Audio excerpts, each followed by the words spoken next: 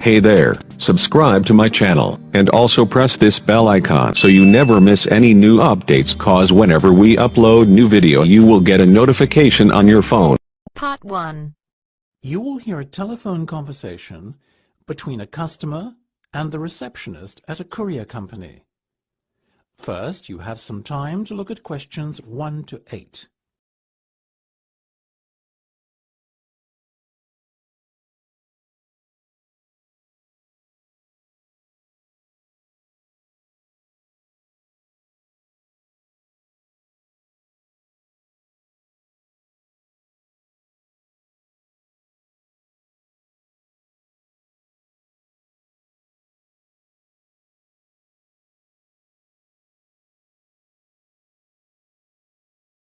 Good morning, this is Sam speaking. How may I help you?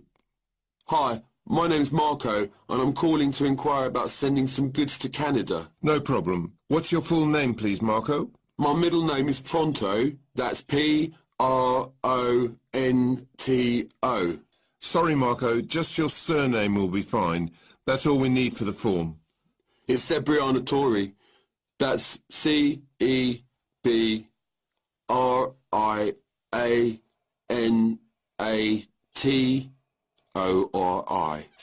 Great, and your address, please? I live on Grimsby Place. Grimsby Place, okay? But wait, you mean the address from where the goods will be collected? Right. In that case, I better give you my mum and dad's address. My stuff is there temporarily until I make the move. Same street, house number 25 in Grimsby, and the postcode is GB8 6BY. Now, Marco, tell me what you'd like to have shipped. I'm moving to Canada, so I have a fairly big container for my belongings, you understand. Of course. What are the dimensions?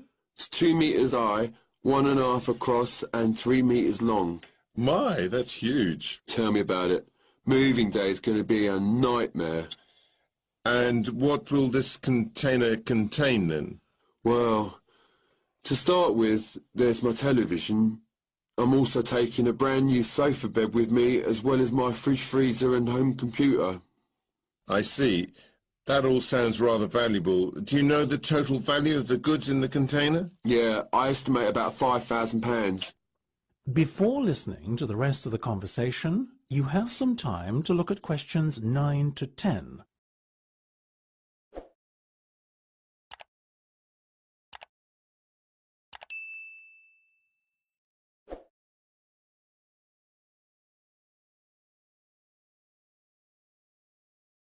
Excellent. Now, shipping to Canada is not by any means cheap these days, so this is going to cost you £500?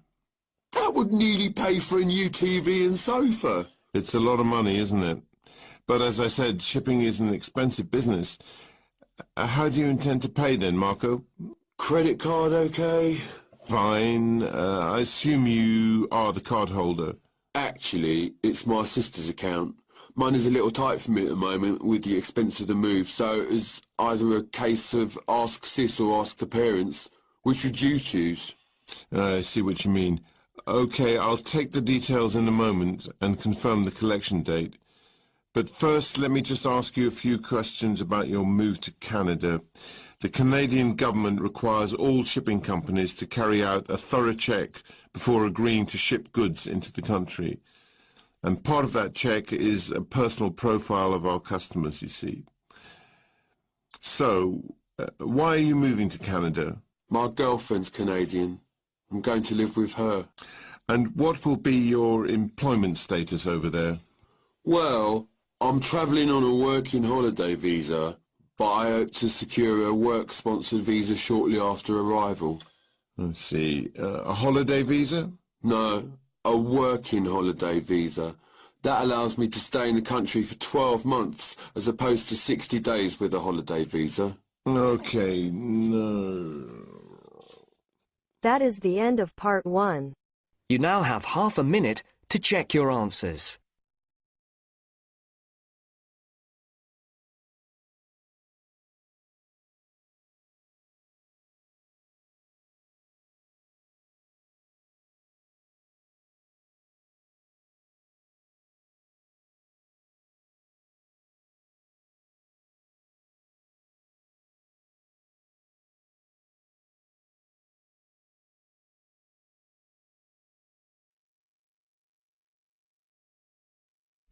Now turn to Section 2. Section 2. You will hear a talk by a representative of an agency that finds people to look after homes when their owners are away. He is talking to a group of homeowners. First, you have some time to look at questions 11 to 20.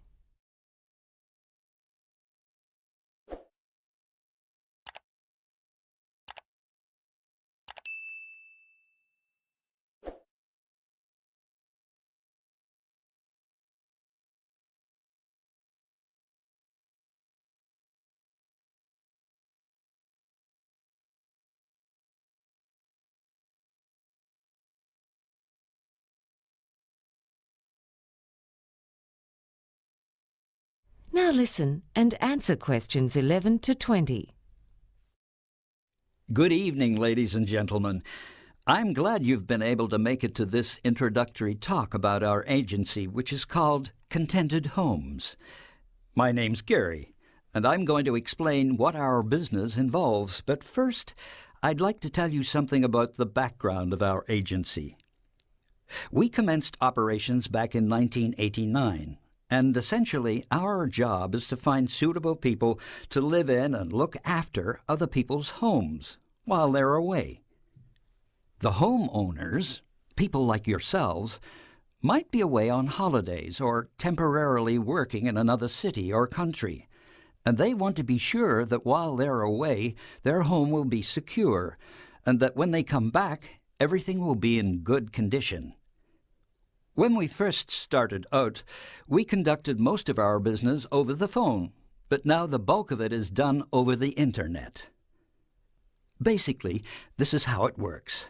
Homeowners come to us when they need to find reliable, trustworthy people to take good care of their home for a limited period of time. The people who stay in your home and take care of it are called house sitters. The house sitters live at your place for periods of anything between 1 month and 2 years. There are all kinds of reasons why people house sit. Some are couples, others are single. Often they're saving up to buy their own home, or they may be renovating their own home and just need somewhere to stay temporarily, or they might have just moved to your city. Although house sitters don't pay you any rent when they're living in your home, they are required to pay any bills for the telephone, gas, electricity, and so on. So for the homeowner, this is not a way to make money. When someone registers with us to become a house sitter, they provide us with some of their personal details, such as their age and occupation. I need to stress here that our agency does not carry out a security check on the people who have registered with us to be house sitters. Many house sitters have references from people whose houses or apartments they've looked after in the past. It's up to you to check those references. Allowing someone to live in your home is not a decision to be taken lightly. So we also recommend that you meet with any prospective house sitters and interview them before deciding which person or people would be most suitable to look after your home in your absence.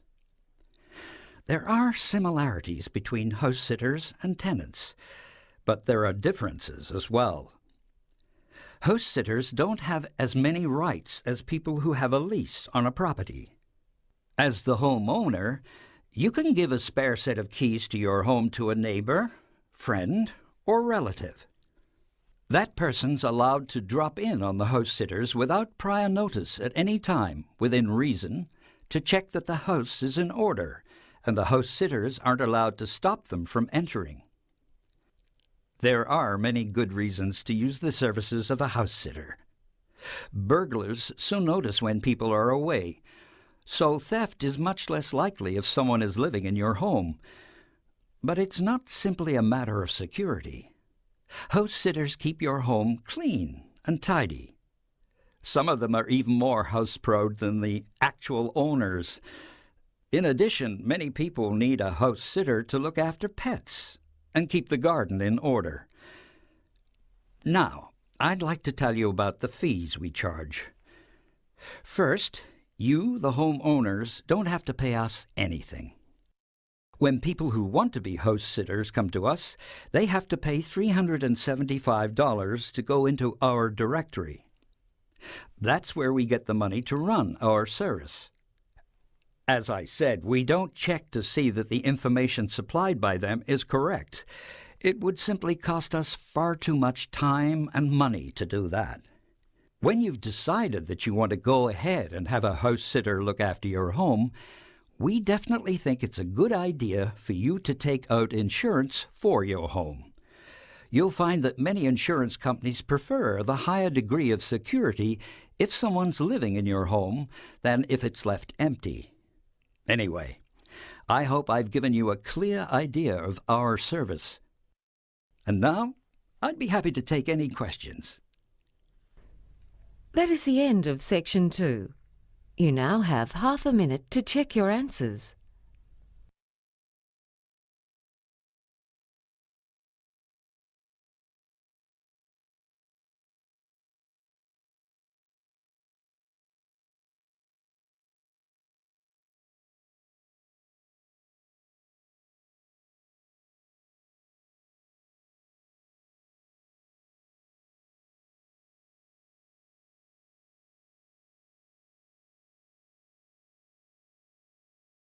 Now turns to Part 3.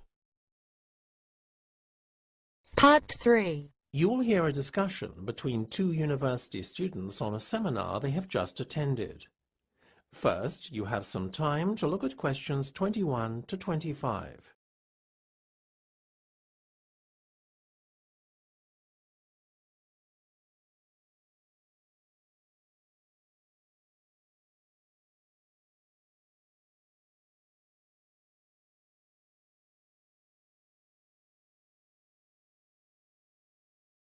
Isn't it ironic that at a seminar on public speaking and presentation skills, we're left so underwhelmed by the oratory skills of the so-called expert up on stage?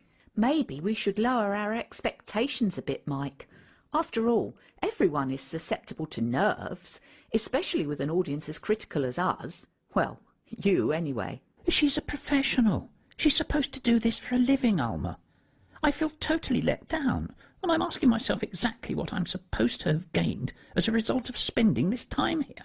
Look, forget about her presentation skills, or lack thereof, for a minute. What about what she had to say? Did you listen to any of that? How could I, when she kept fidgeting and moving about so? I was so distracted by her antics, I couldn't focus on anything else, to be honest with you.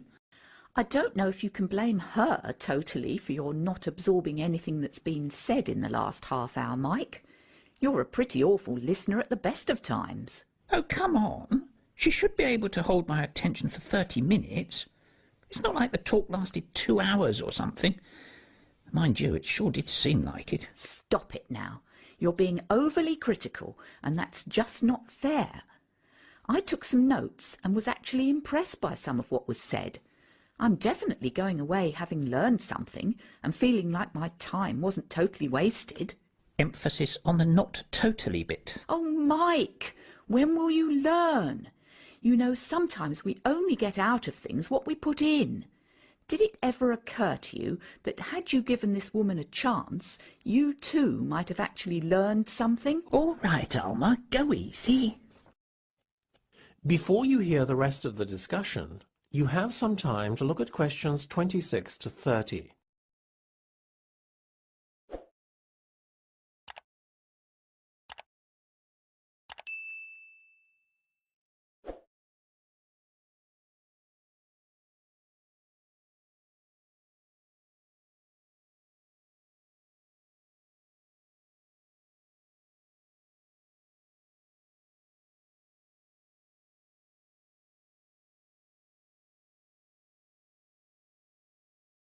Well, look, we have to fill in this feedback form on her performance now, and I want you to be kind, okay? Yeah. First question, use of equipment. It says, do you think the presenter made adequate use of the equipment at her disposal? What's a 1? 1 is basically terrible. 1 it is, then. Stop it, Mike! She used the projector screen, had a nice PowerPoint prepared in advance, and had some sound files to liven things up too. Yeah, it was a real hoot. Look, if you're not going to do this properly, I'll fill it in on my own. OK, look, seriously, I guess I appreciated the prep work that went into the presentation.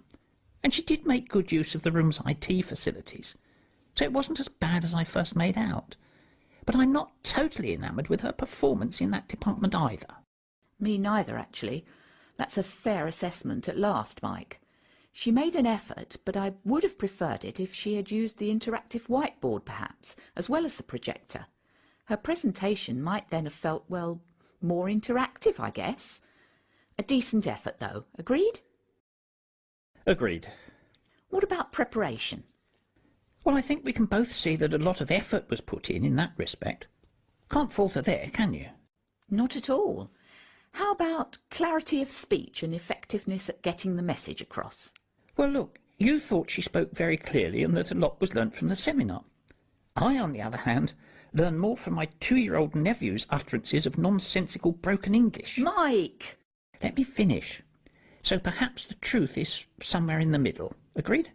I'll settle for that. Satisfactory then on both counts. Execution is the bit I want to get to, Alma. Oh, here we go. Was it really that bad? Oh, come on. You have to admit it was pretty boring. Half the theatre had emptied by the time she finished. I can't really argue with you there, Mike. Clearly she failed to engage her audience, which is a big black mark for her execution. For once, Mr. Critical gets his way. Mr. Critical has been very kind to her in his feedback so far, though, wouldn't you say? You're a real saint, Mike. Now, what about the... That is the end of part 3. You now have half a minute to check your answers.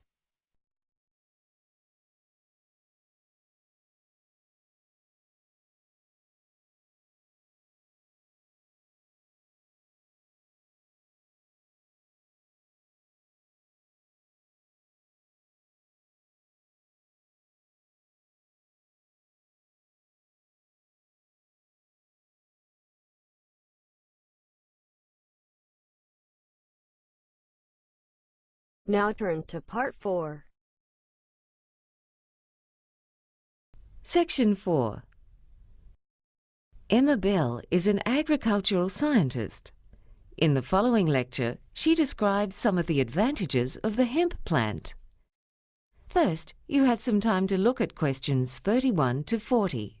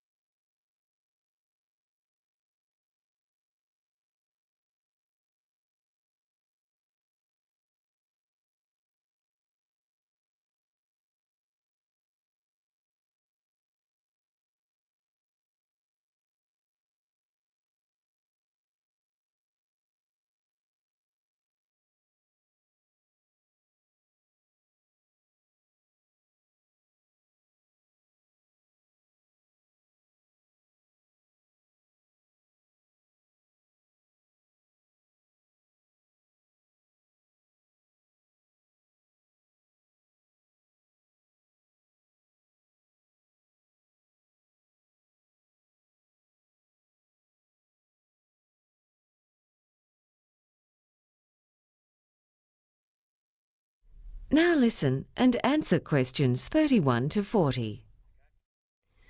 When we think of progress, we tend to look to the future. However, the past can also provide inspiration.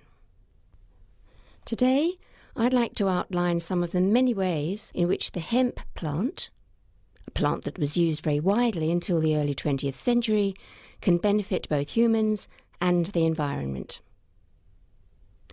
You may remember that when the use of computers became more widespread, there was much talk of the paperless office. Yet now far more paper is being used than ever before. Most of that paper is made from wood, but it can also be made from hemp. Hemp is a fast-growing annual plant that can be harvested within 4 months of germination, whereas a tree takes 20 years. This means that a hectare of hemp can produce 80 times as much paper as a hectare of trees. In fact, hemp was the main source for paper production until the 20th century, and the paper it makes is of superior quality to that made from wood. Many of the rivers in the vicinity of today's paper mills suffer the effects of pollution from bleach and other chemicals used in the manufacture of paper from wood. In contrast, paper made from hemp does not require bleach. So much clothing these days is made from cotton, yet fabric has been made from hemp for over 7,000 years. The trouble with cotton crops is that they take a heavy toll on the environment and are often dependent on irrigation. Hemp can grow using far less water and does not need as much fertilizer or pesticides. In fact, hemp crops even have a natural resistance to pests. Clothes made from the tough fibre of hemp also last longer than those made from cotton, which is not something that'll make clothing manufacturers very happy. But another way in which hemp is the superior material is that it's more effective in blocking out UV rays from the sun, which can cause skin cancer. To top it off, clothing made from hemp is very comfortable to wear. In parts of the world that still don't have electricity, this versatile plant can also be used to light lamps. Back in the days of sailing ships, when hemp was used to make ropes and sails, lamps were often fueled by whale oil, which gave off a much stronger smelling black smoke. The pursuit of that oil was one of the reasons for the existence of the whaling industry, which hunted many species of whale almost to extinction. Closer to our own time, Henry Ford used hemp in the production of his first cars. These days, with panels being made of metal, even a minor accident can lead to costly repairs. Being derived from a plant, hemp panels would be less expensive. Yet perhaps an even more significant consequence would be that instead of old cars being left to rust by the roadside, an abandoned car made from hemp would rot faster. A further advantage in the case of automobiles is the fuel. One of the major causes of global warming is the use of fossil fuels in cars and trucks. Methanol is an alternative to petrol, and it can be extracted from hemp. This fuel is already used by racing cars, and it doesn't produce as much air pollution, thus placing a smaller burden on the air we breathe.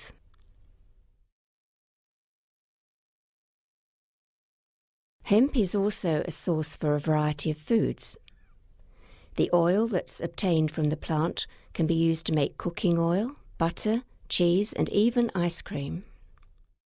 Flour derived from hemp has a greater protein content than normal wheat flour, and its seeds contain all the amino acids, providing a form of protein that's more easily digested than that in soybeans. Carpets made from hemp are more durable than other carpets and are resistant to mildew, which grows in humid or damp conditions. It can also be used in the home to produce furnishings such as fiberboard, furniture, and even plastics. Paints and varnish made from petrochemicals contain poisons, whereas this is not the case with those produced from hemp. Hemp plants are best grown close together, and because they produce an abundance of leaves, the ground underneath the plants is shaded, which hinders the growth of weeds. So farmers don't have to spend money on potentially dangerous herbicides. It thrives in areas with low rainfall and may be useful in combating salinity because it doesn't need irrigation, and its long taproot can reach underground nutrients and water. As a fast-growing plant, it's an easily renewable, biodegradable and ecologically sustainable source of a vast range of products that are currently made from polluting resources, such as coal, metals, gas and oil. This is quite plainly a case where we can make progress by learning from the past. That is the end of Section 4. You now have half a minute to check your answers.